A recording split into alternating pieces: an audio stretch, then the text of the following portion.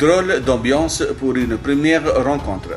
Séverine et Cédric Jubière se sont croisés du regard pour la première fois lors d'une battue réalisée pour rechercher l'infirmière disparue à Cagnac-les-Mines au mois d'avril dernier. Pour l'heure, l'artisan plaquiste est le seul et unique suspect dans la disparition de son épouse. S'il est actuellement mis en examen et incarcéré provisoirement pour homicide par conjoint, Séverine croit dur en son innocence comme elle l'avait confié au micro de BFM TV. Je faisais des recherches et j'ai trouvé un pull. Je lui ai présenté par photo. Il m'a dit que ça ne lui disait rien. Ensuite, nous nous sommes revus et il y a eu affinité. A développé cette quadragénaire, elle aussi originaire de la région.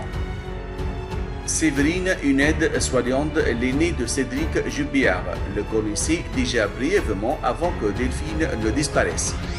Mon premier contact téléphonique avec lui date des jours qui suivent la disparition de Delphine. Il est un copain de mon fils et je voulais juste lui dire que je le soutenais, a-t-elle raconté aux Parisiens le 18 juin 2021. Quelques jours après leur premier contact, Séverine et Cédric Jubière se revoient pour une soirée à deux. Ensuite, autour de la mi-avril, nous avons dîné ensemble et notre histoire a commencé.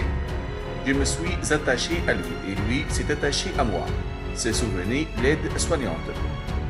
Dans les colonnes du Parisien, elle décrit une personnalité douce à 90% du temps, mais colérique parfois.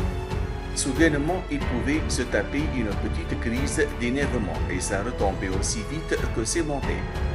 Je n'ai jamais connu de violence physique de sa part. S'emporte pour un oui ou pour un non, notamment contre son fils. Et puis il se calme.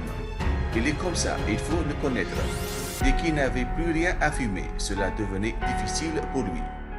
Dans ces cas-là, je le sentais nerveux à cran.